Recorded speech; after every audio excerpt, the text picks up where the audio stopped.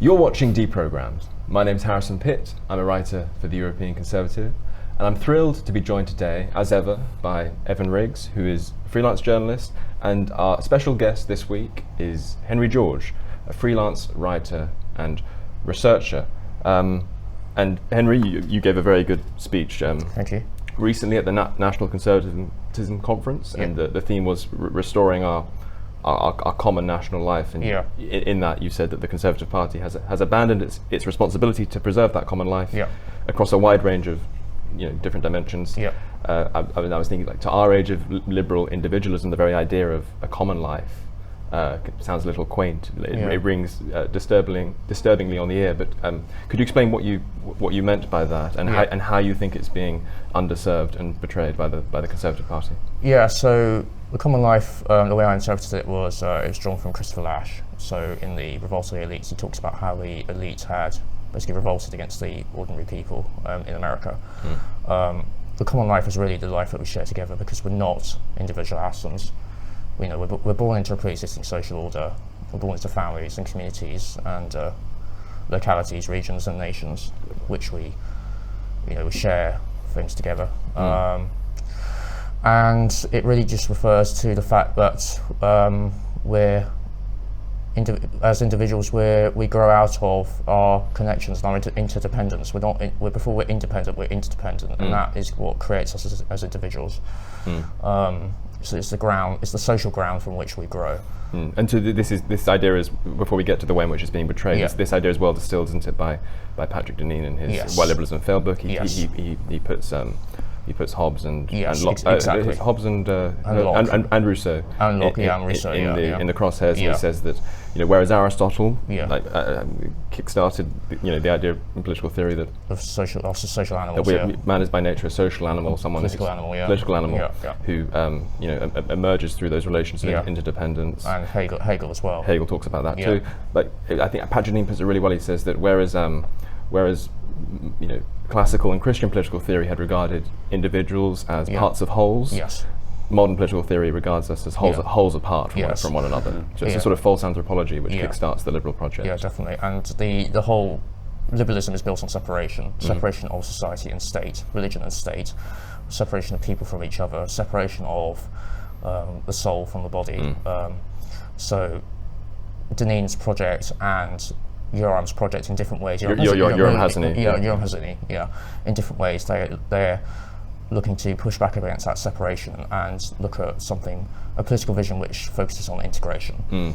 Because disintegration is basically the norm of the day. Yes. And that's fine if you have the social and political and economic resources to enjoy that disintegration. But if you're lower down the social and economic scale, then, or more vulnerable to things, falling apart, then it's not so good. Yes. I'm not claiming to be a, salt of the earth person. I'm as an elite as anyone in our class. I went to university twice. I did a bachelor's and a master's.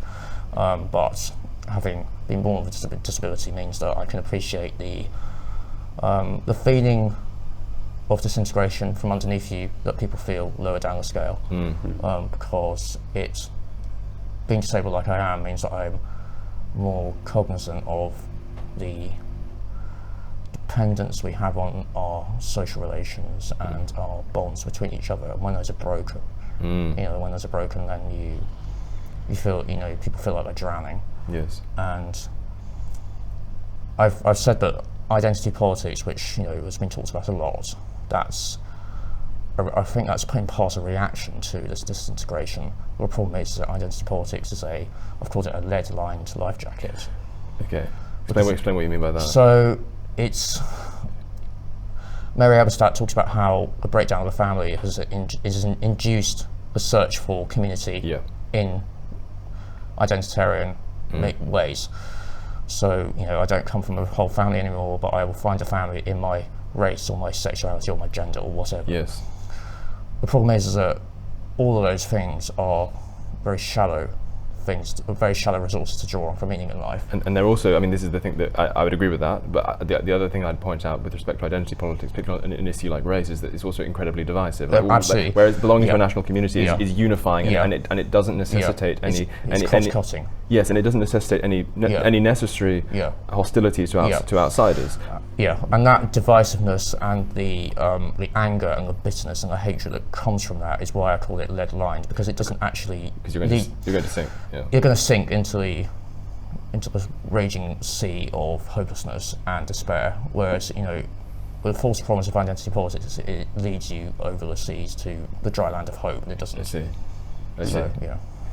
Do you think that you were sort of temperamentally conservative, Henry, or did you find your way to the right based on your sort of rejection of these false communities? I mean, I imagine that the quote-unquote like disabled community is a very sort of there is no disabled community. You can't actually find much of a refuge there at all. So you had to find a way to something that was actually more solid. The usual answer is it's a bit of both. I'm temperamentally conservative, I always has been, apart from about 6 months in autumn 2014 when I suddenly thought, Eisenhower raised the top tax rate to 90%, so why can't we do that now? and nationalise the electric grid as well. Exactly, and all that kind of stuff. And then, but then Charlie Hebdo happened, and I thought, there is actually people out there who want to destroy everything we have and everything I value, and take everything away that makes life worth living. Not that I agree with everything that Charlie Hebdo did, but what the attack represented was an attack on the foundations of our society.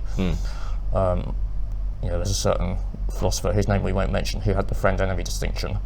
That was a prime example of that. Now, I'm also, temperamentally conservative because, I can't remember the exact percentage, but we inherit a certain part of our political orientation from our parents. It's quite a lot. Yeah, exactly. I think it's Robert Reich or Robert Plomin, who talks about that in his book about genetic inheritance. Yes. But there's also my political orientation now is sort of in reaction to the expectation that I will think of and feel a certain way because of something I was born with, which I just find objectionable. Is it? Why do you? I mean, do you find it objectionable because it's an insult to your agency as an intellectual because creature? I have agency. I'm not. You can think about things. Yeah, I can think about things. I can reason. I can reason in accordance with the limits that our emotional drives place on us. Yes. The Jonathan Haidt thing about the elephant being ridden by the rider. In The Righteous Mind. Exactly. It was a brilliant book. Yes. It's an insult to my agency, but it's also,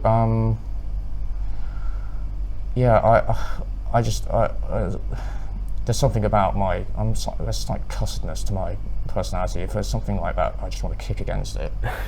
Yes. So it's a combination of things. I see. Okay, and so to make it concrete and in British political terms, how do you think the Conservative Party is betraying? I mean, in the speech you made. I mean, where do we start? How aren't they? Yes, we can make this a two-parter or a series or a saga even. Yeah. But that'll be the next New Culture Forum series after the West. After the West. Yes. The death of the West. The death of the West.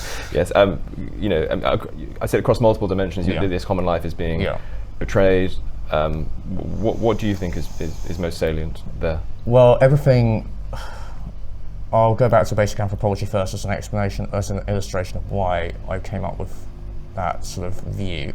So we're not either soul or body; we're embodied souls. So material and moral is intertwined with everything. So that means that in politics, the material and the moral are also, inseparable. So that means there are material causes and moral causes, material results and moral results. So that's all a long way of saying that the Tory party have betrayed it economically and socially and culturally. Materially, because they still buy into this, what Michael Lind calls technocratic neoliberalism, which basically is, how can I encapsulate it? It's basically a form of double liberalism, so economic and social liberalism combined, with slightly different emphasis put on whichever one it is from whichever party you're talking about. So the Tories, it's economic liberalism. Yes. And with a huge emphasis on what Michael Sandel calls credentialism. Exactly. And the idea that expertise in a particular very specialized field necessarily confers wisdom of some kind, which is not always true. No. I mean, as we saw during the pandemic, for example. Very rarely true. Very rarely true. Absolutely. Yes. Expertise without wisdom is just it doesn't mean anything. The economic liberalism is globalization, deindustrialization, offshoring, labor arbitrage, so getting cheap labor elsewhere to put down prices. Yes. All the stuff that has been talked about again and again. In relation to immigration. Yeah, and then immigration, free movement of people go to capital, all the rest of it. So that's been going on, and we saw that from Thatcher onwards. I'm afraid to say this might be heresy here, but I'm not a Thatcherite. Oh, not in the New Culture Forum. It's like, if you go downstairs to the Taxpayers Alliance, that might be less popular. Or around the corner to the Adams Yeah. Smith Institute. You can get away with it here. Or the Adam Spliff Institute, Yes. as Peter Hitchens calls Yeah, it. very, very appropriately. So I read a piece for the Mail several years ago. I think it was called like "We Need to Leave Thatcherism Behind" or something. So Yes. I guess my view on that. I also get quite frustrated because I actually don't think that Thatcher herself was necessarily a Thatcherite in that sort of brain dead kind of way. Absolutely, I mean, in many ways she saw the economic liberalism that she was advancing on a limited scale as a stimulant for national renewal. She was a British patriot. She would not have been in favour of open borders and all that sort of thing. But her disciples sort of like took all the supply side economic stuff. And left out all the rest of it. It left out all the rest of it, and it basically applied that basic liberal logic to every single dimension, including social life, cultural life, and all the rest of it. Which acted as a solvent on the very things they claim to defend. Indeed. I mean, there's some coherence. I mean, I'm also a big fan of John Gray, the philosopher, and he talks about Thatcher as a revolutionary rather than a conservative. Yes. So there's some coherence in her own philosophy, but her disciples have sort of nothing but incoherent. Exactly, because her disciples didn't have the intellectual ecosystem around them that she had in order to think about things properly and put things out in a coherent manner. Do you think it's an intellectual ecosystem? I think it's almost more of a... Around her it was, you had all the CPS, Centre for Policy Studies, Keith Joseph, he was a very smart guy. The IEA, which, whatever one thinks of them, it had intellectual chops, it was sort of Hayekian liberalism, that's nothing to be sniffed at. But ever since then it's sort of become debased. It seems to me that there is always sort of the articulated argument, but there's also the sort of the unarticulated culture around you, which actually provides more guidelines than we can ever kind of only the best philosophers can really put them down into words. And as that, because most people live them out, they don't articulate them. Exactly. And as that disintegrates, we do lose that wisdom, and we do become experts without any sort of guiding philosophy to drive that expertise toward a point, firing off in all directions randomly. Well, that's what Patrick Deneen talks about in his latest book, Regime Change, which is a great title, but he talks about the over-specialization in his own world of academia, and there's no a college was called that because it was based on the word collegium, which is basically meant that you were a community together in the search for truth, and there was links between each domain of study. Now there's no links at all, and that's another example of the disintegration that liberalism causes, because it's the separation between things. I mean, in the 19th century, like the people who would in many cases go on to lead this country would not study sociology as a particular. They would study grades, and they would be. And also was doing divinity until well into the 19th century. Well, of course, yes, but they were subjected to much more in the way of integrated and holistic knowledge. A truly liberal arts education, because liberal arts is really about educating your higher nature to liberate you from the control of your baser animalistic nature. Indeed. It's even sad now that within universities, any sort of cross-disciplinary study is actually unserious. It's unserious. It's disadvantageous for your career. And for what I studied, evolutionary psychology, which is biology and psychology, is like just become ultimately taboo. Even though basically, I would argue that it's the most scientifically rigorous part remaining of psychology. Everything else has become fundamentally. As Jordan Peterson says, social psychology is basically just worthless now. Almost. It's worse than worthless. It's actually harmful, I would go as far to say. Apart from Jonathan Haidt, that's about it. Haidt's an interesting character. Have you? I'm a big fan of The Righteous Mind. I would go as far to say it's my favorite nonfiction book. Have you followed his career recently over the last 5 years? Yeah, he's become very big on social media, hasn't he? It's as in like looking at social media as the cause of all our problems. I think Haidt's almost an interesting case, and again, I'm still a huge fan of his, but it seems to me that he tacked onto all these sort of IDW stuff, but also these like very hot button and fundamental questions. You know, The Righteous Mind was maybe not in how it was written, but what you could extrapolate from it was actually a highly controversial book. Yeah, absolutely. And since then, it seems like he's walked it back, and he's taken a more of a safe position with teens on social media, which I agree is important. Yeah, but it's not the only thing. It's a bit of a lower register, I would argue. Do you find this happening a lot, I would ask, in the conservative movement and in the right wing, whereas people, they get big, they off something kind of scandalous, yet insightful, and then they move back in a way that becomes a safe position once they've kind of staked their claim into this scene? Without mentioning any names. No, I suppose so. I think one has to reckon with the social pressures in which people find themselves as well, because you still want to maintain one's status, don't you? Because this is something Alex Kashuta goes on about a lot, because of the importance of status to your sense of self and also your ability to, find meaning and purpose in life. I guess that applies even more so in political life. So and particularly, and not only political life, but certainly intellectual and academic. And academic life is nothing worse than being thought of as the village idiot on a university campus. And particularly on a university campus, where not that would make you an idiot, but I know what you mean. You're likely to be maligned. I'm doing a postgrad. Well, I've just finished actually, but I've been doing postgrad over the last year. Well, I don't know. We'll see how I do. Well done for getting through it at least. Over the last year, and it can get grating at times to be thought of as the lone oddball in the class. Well, it's the same thing. There was a novel from the 1970s called The History Man, which is about this very factor, and the right wing student in that. Malcolm Bradbury, I think. And the right-wing student in that is seen as an idiot, and he's treated like that. So it hasn't changed. It's just ramped up, and it presents itself in a slightly different way. Yes, and you've got more people going to university, so it matters more in social terms. Yeah, because back then it was like 15%, now it's 52%, because of Blair's ridiculous efforts. Yes, indeed. But so in concrete policy terms, then so obviously immigration's a big one. Yeah. The deindustrialization, which happened as a result of the Thatcherite monetarism. As applied, gone. So there's some would argue that the tightening of the money supply in the 80s, combined with the interest rates, meant that we deindustrialized harder and faster than anyone else did. I see. And that was as a direct result of Thatcher's sort of intellectual debt to Milton Friedman and people like that from the Chicago School. Trust the destiny of the nation to market forces. Now, I'm not an economist, so I'm not going to say that this is definitely the cause. But it's a plausible hypothesis. It's a plausible hypothesis, and it's an interesting thing to think about. I see. So that just shows the role. Ideology and abstract philosophy are not everything. It also matters who the people are at the time in the structures where they happen to be. Yes. But those people need a worldview through which to view the world. Funnily enough, that's what the word says. So it does matter. Ideas do matter, but that has to be paired with a view to how they are implemented and in what channels that happens. Yeah. Yes. I think Henrik Heine said once. Thought precedes action like lightning precedes thunder. Yeah. Almost both are as important as the other. Yeah.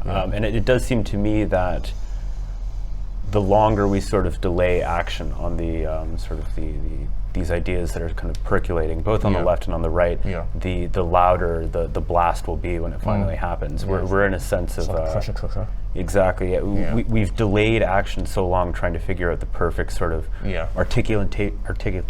articulation and implementation of these things that when it finally does break and when that kind of like that flash of light does hit, it's going to be exceedingly hot and extremely loud. This is my frustration with some of the anti-woke crowd like James Lindsay, because they go into great detail about the intellectual roots of wokeness, spending hours and hours and hours on their podcasts and thousands of words, lecture tours, etc. And it's like, well, yes, okay, this is what you think, the intellectual elites are, but how and why did it happen, and why did it happen when it did? They never go into that because they don't look at the structural forces that caused it to happen when it did. And saying structural forces makes it sound like a postmodernist, but not at all.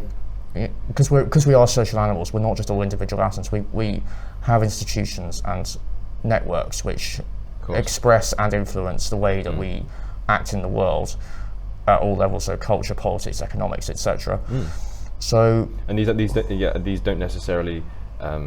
You don't have to be some kind of social determinist to acknowledge that. Yeah, exactly. All you're saying is that there are certain things which condition the way we react to circumstances in economic material, and ways in which ideas are made concrete in the world. Indeed. Well, we might get onto a point here that because I was interested to read recent, and this relates to what you were just saying. I saw you say something recently where you said that you do think that. That there is a rising problem of ethno-nationalism on the right, and I was quite puzzled by that because I must say, in political terms at least, the ethno-nationalist right is about as relevant as the monster raving loony party in this country. Politically, it's completely irrelevant. That I think is an artifact of my time on social media, where I do see some of that. Okay. So I'm good friends with Rakib Ehsan, who recently published the Grievance, Beyond Grievance.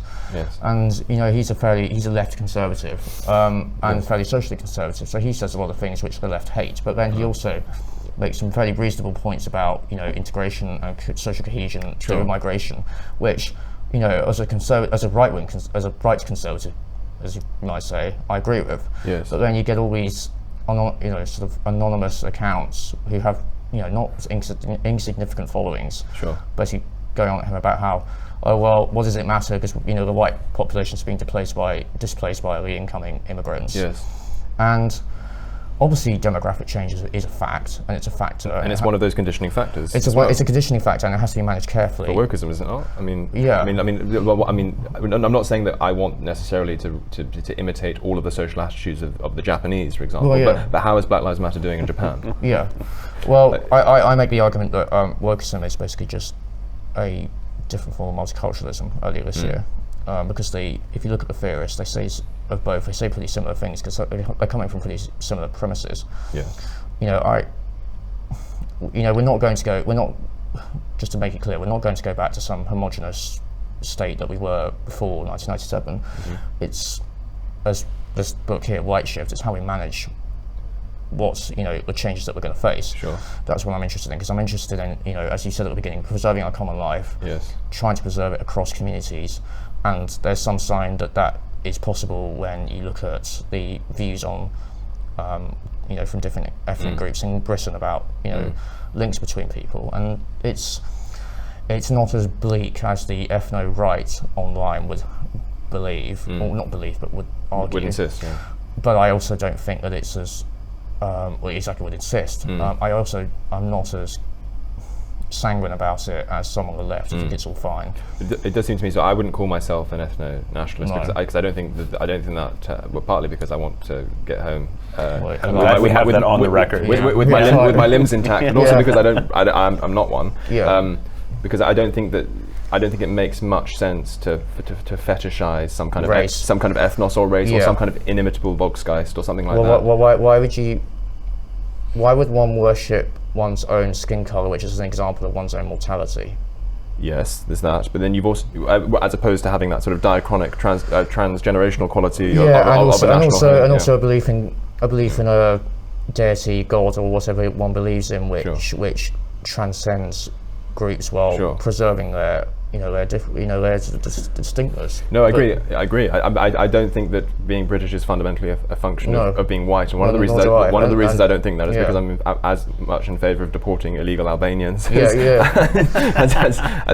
any other community. But I do think that I don't know whether this term has any traction in the literature, but I would think of myself more as an ancestral nationalist. I think that cultural proximity matters, and it's impossible to be more proximate to anyone else as you are to your own ancestors. And I'll give you a concrete example of how this manifests itself in our emotional life.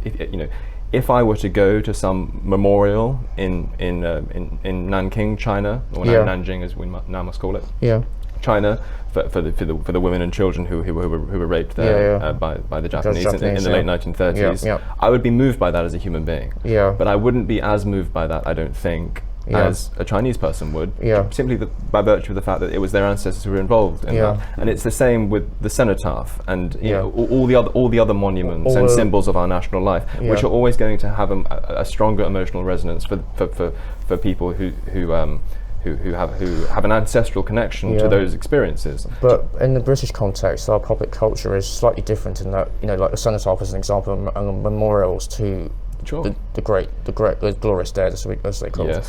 That is shared across ethnic lines because of the British Empire. Absolutely. And so that is something which can bind people together across the generations. Exactly. I would push back on this slightly, and I've mentioned this on the show before, but I'm from part of the Commonwealth, right? And look like I could fit in with sort of the British ethnos, if you want to call it that. I love it here, and I'm glad to be, I feel very happy to have a place here in London.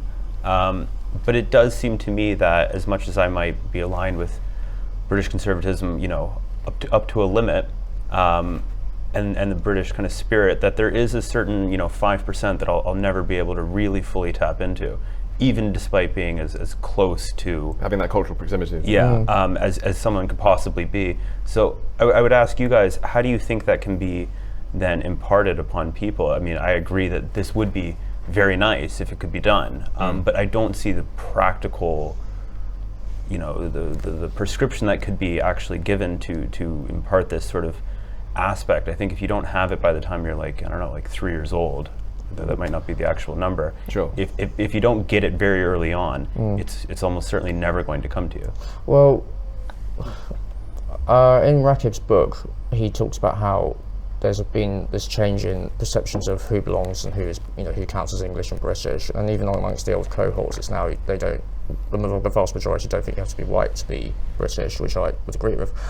I think it takes time because you have to be cultivated and initiated into a certain way of life, and that doesn't just happen. And I think but that doesn't necessarily mean that you can't. It's impossible. But the problem is, but it's a problem with pace and scale. And the problem is, all the more intractable if you're not turning the taps off, so to speak, so that you can so to speak work on. I mean, it would be one. I think the British soil is pretty special, but it's not magic, and there's nothing.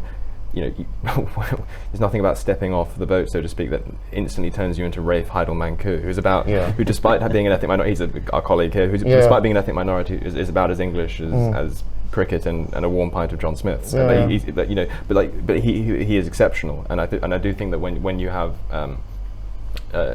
unbridled immigration to the extent that we do, the idea that you can induct all of these people, I don't think you necessarily believe this, but the idea, the civic nationalist idea that you can induct people into Britain by just having a really hot civics program in schools. That's not going to work at scale. That's why I think that immigration needs to be lowered, because the pace and scale means that it's harder to do that, and it makes it almost impossible in some cases. But I think if it's managed well enough, then we can at least forge some common some bonds of what Mazzoni calls mutual loyalty. And he makes the point that throughout the Old Testament there are stories and instances of people outside the Hebrew tribe, as it was then, joining like Ruth the Moabite, and that there's so many people who are named individuals in the Old Testament are not originally Jewish, and they become part of the Jewish nation. I think that is an example of something that can be achieved if it's done in a careful way. Because going back to the ethno-nationalist right question, it's partly I don't agree with it because of the whole I don't view race. I don't Christian thing. Well, because I am a Christian. I view people on the right would think I'm just virtue signaling, but I don't like bigotry based on how people look, because I've had it myself. So there's a personal aspect to it. I think judging someone purely by the way they look is just not wrong. but also it's a very shallow way to look at our experience and our existence as people. You know, I think culture and the past and the future are so much more than just what skin color you happen to be, but culture is also not just, you can't just pick it up and put it down from one place to the other. It doesn't vary independently of demography in that way. Yes and no, but it, you know, that level, you know, there is going to be change, I think, in our culture, obviously, because of what, you know, the immigration we've had, but I'm a big fan of the theorist of nationalism, Anthony Smith. Yes. And he talks about how immigration actually can encourage a re-evaluation and almost a reaffirmation of a nation's history and going into the future, because you have to renegotiate it as a result of immigration. Yes and no. I mean, I'm very disturbed recently. For example, by the way, I'm not sanguine about the challenges. Oh no! I can tell you. You're not. And you mentioned immigration in your speech. That should be said. But in terms of just the explanatory conversation. I on the Tube at the moment, there are poems which sponsored by the British Arts Council, by some Windrush charity called Colonization in Reverse, which the colonization is also spelled with a Z, by the way. American spelling for added insult. That's the Americanization of our discourse. Isn't it? That's part of it. But you know, it's one of this funny thing. Like, immigration is both good for us and revenge. That's what Ed West made that point. It's sort of seen as salvific and also retribution. Exactly. Which I think is that's a very unhealthy combination. But if the re-evaluation of our national life takes that form, then I want nothing to do with it. No, I agree. I think and this is something that both Rakib Hassan and Tomiwa Owolade, who recently wrote Britain is This Is Not America, which is a very good book. That's the point they both make, saying, you know, any hope for a cohesive and harmonious future as a nation cannot be built on hatred of everything to do with the past. And trying to create a sort of a blood libel against the ancestral population. And the people who are already here, and which Rakib pushed back against the narrative from Sadiq Khan that London was created by immigrants and refugees, which is just factually incorrect, and it's also not true. B, it feeds into a narrative that, you know, where people who happen to be here already were completely useless and just sat around on their backsides and didn't do anything. Like it says, that's just not true, and A, it's not true, and B, it's not inclusive, because you're excluding a whole load of people who were here already. Look around London and select which are your favourite buildings, and then look at which of them were built after 1945. Well, exactly. So, I think people like Rakib and Tomiwa, they are examples of ways that things can be synthesized, to use that word, in a more sophisticated way, understanding, unifying, exactly, and they people like them give me hope. Yes, because if that is the way that we are going to, negotiate our national sense of self over the coming years, that that's fine. And we make their task. We also make their task easier by bringing down numbers in that way. Yeah, exactly. Yeah, because the pace on the scale makes that a lot harder. Exactly. Yeah. Do you think that there's any credence to the argument that mass migration is actually negatively impacting those migrants who would like to come here and actually assimilate, because it makes the assimilation much harder? Which I don't think anyone's assimilating into. Exactly. It's just a constant it actually makes it, this kind of discourse, much like the Windrush poems on the train, makes it impossible to kind of integrate into a sense of that sort of transcendent Britishness that we could articulate there, because there's nothing really that you can hold on to, and instead you're made to feel atomized and sort of out of place. Like the host population won't want you and will never allow you to be a part of it, and then everybody else is kind of at each other's throats. Just and it's not coincidence that the majority of immigrants who come to Britain are also supportive of reducing immigration. Is that true? I think so. Yeah. I can't remember the exact numbers, but it's not just white people who don't want more people coming in. It's across the board. Yes. Yeah, and it's particularly if they're, I suppose, but I wonder how much of that has to do more with economic concerns than necessarily. Yeah, that's also very common in America. It's probably both. But particularly if they're, I mean, we don't know. But that's why I said probably. Sure, but particularly if they're, on the lower end of the socioeconomic spectrum. Yeah, because wage compression, that sort of thing. Because overall, the economic effects of mass immigration is sort of neutral, but per capita, it's much harder on the lower paid and those on lower incomes. I mean, George Borjas, the Cuban-American demographer and immigration researcher, he proves that. Yes. In We Wanted Workers, I think his book is. It is. So yes, it is partly economic. Yes. Are the Canadians doing better than we are on the immigration front? I mean, what's it like? What's it like there? Not really, actually. Canada, this is surprising for a lot of people to hear about, but up until very recently, Canada was very difficult to get into. Yeah. And now they've thrown the doors wide open. So they're going to figure out a lot of these problems over the next 5 to 10 years. But they've gone full steam ahead on it. Despite seeing what the rest of the world has had to struggle with, they've decided to press ahead, last to the kind of trough, regardless. You mentioned the Americanization of British politics. Yeah. And maybe it's for the American in the room to say, but I think that's a travesty every time that I see it. I think we should kind of cut off the transatlantic internet channels. We need to practice containment against American culture. We need to turn Old English back into our national language. I mean, the first day that I flew to Europe, I was in Germany, and I saw 3 McDonald's in the Frankfurt airport, and I started becoming apoplectic with rage. How do you think this can be done? Because I think it's actually very, very important. Well, it's going to be hard because France has the Académie Française, which monitors the French language and the health of the language, and even they're struggling to keep out the Americanisms that creep in. So, unless you're hermetically sealed like the shogunate in Japan, from the 17th century to the 19th century, you can't. It's almost impossible. And it's also I'll just finish here.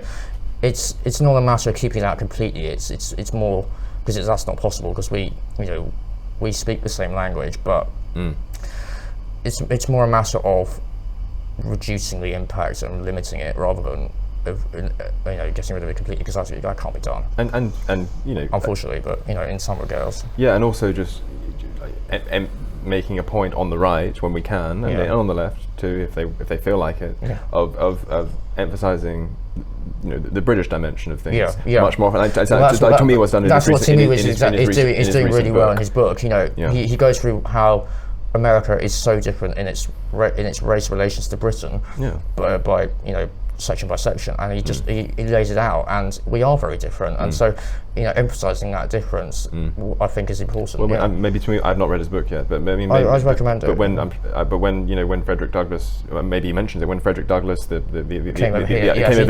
he does mention it. Yes, Frederick Douglass remarked upon how whereas in America, he would be banned from certain clubs and bars and cafes, etc. He's not here, and the people treated him much better. And also, he would always get looked, and he's always looked at in America, and he's like instantly relegated to the condition of a black man. As Ralph Harrison said, the invisible man. The invisible man. Yeah. And to the extent that you're visible, you're not. You're visible because you're visible in the wrong way. Yeah.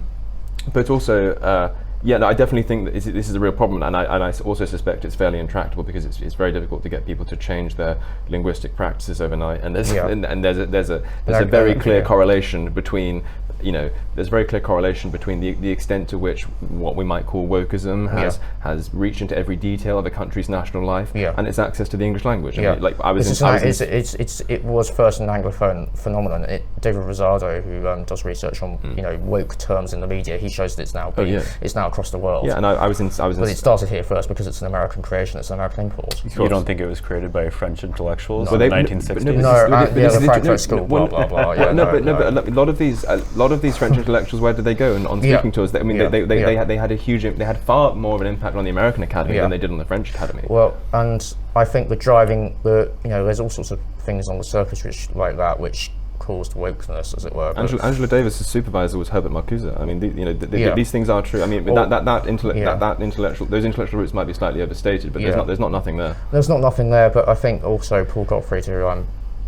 sort of linked to as well. I wrote something for Chronicles about how wokeness is driven by American cultural factors, like it's basically the Fourth Great Awakening. I push the roots back to the social gospel at the end of the 19th, beginning of the 20th century, and its need to create heaven on earth through, heaven on earth through struggle and social reform, and the driving moral force of that, and the millenarianism of that is seen in wokeness, because it's all downstream of Protestantism. It's a debased form of Protestantism. There's a tendency within Protestant for sort of political messianism. Of that kind. And again, John Gray talks about that a lot. Yes. Yeah. Henry, you're also quite vocal on the issue of euthanasia. Yeah. You've written very eloquently recently about a Canadian law which has liberalised the practice somewhat. You can tell us a little bit about that, but you can also tell us about the prospects of it reaching these shores as well. Yeah. So in Canada, euthanasia is now, or assisted dying as they call it, but it's really assisted suicide, is now responsible for about 3% of deaths per year. Yeah. Total. Yeah. Wow. So there was a law proposed to liberalise it even further to minors last year, which I wrote about for the Critic. That's on hold at the moment because there's such a backlash. So that's encouraging that there is a backlash, I must say. Yes, but on hold means trying to finagle the language to make it more euphemistic, so it's acceptable to people. It doesn't mean that we're not going to do it, because this kind of liberalisation, the slippery slope. There's no limiting principle. It's not a fantasy; it's a fact. Oh, it's absolutely a fact. Yeah. So if you don't have your limiting principles in order, you are on a slippery slope, and you will fall. So there was testimony about this last year, which I was on Twitter, and I based the article on, from a doctor whose name I can't remember, but he was saying that children born with severe syndromes, as I think how he called it, should be euthanized almost at birth or just after birth.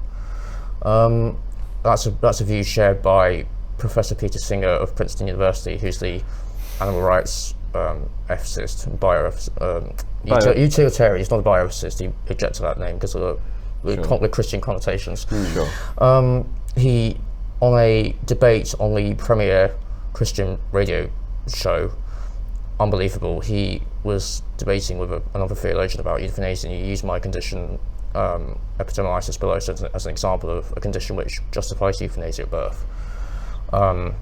Because his view of the world is, it's zero-sum happiness. If someone's not happy, that takes away the general happiness of the world. So if you reduce that, then you, as Stalin said, no man, no problem. Yes.